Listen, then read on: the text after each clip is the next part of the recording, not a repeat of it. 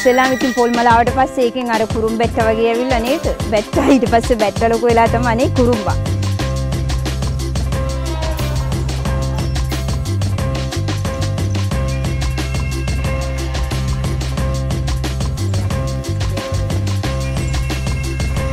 So this is safe to drink, huh?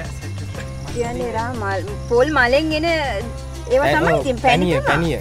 පොල් මලෙන් හැදෙන එක තමයි ඉතින්. වෙන මොකුත් දාන්නේ නෑ නේ.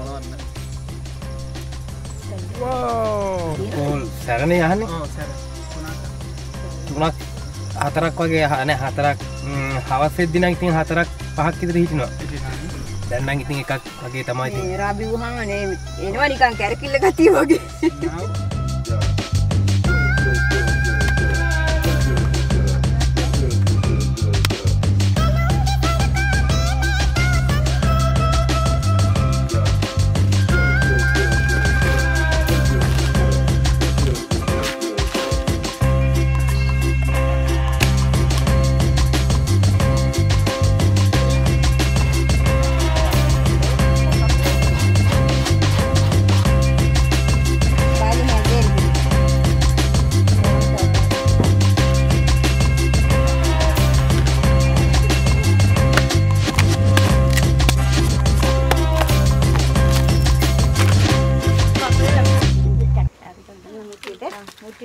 කතා කරන්නද? පොල් ගහ අපිට ගොඩාක් ප්‍රයෝජනවත්. මේ පොල් ගහේ මුල ඉඳන්ම අවසානට උඩට යනකම්ම මේ පොල් ගහෙන් ගොඩාක් ප්‍රයෝජන තියෙනවා. පොල් ගහේ කොන් මොනක්වත් අහක දාන්නේ නැහැ.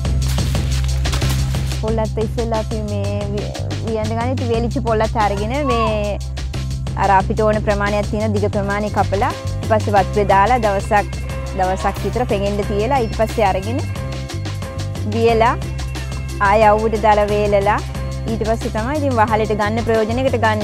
වහලෙට බඳින්න හරි වෙන ඕනම වැඩකට ගන්න කොහොමද පොල්ලත් පෙඟෙන්න දාලා ආය වියලා වේලලා තමයි කොහොමද අරන් තියන්නේ.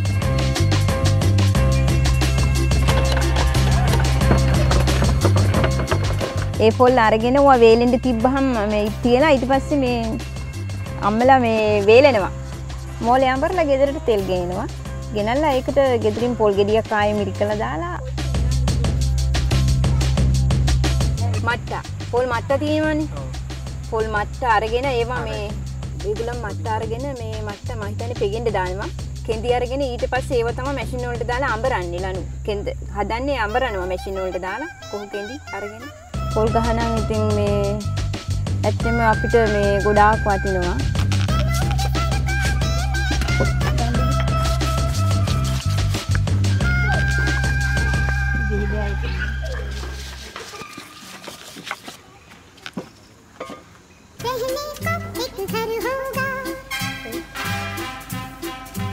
खाने का हलवा होगा।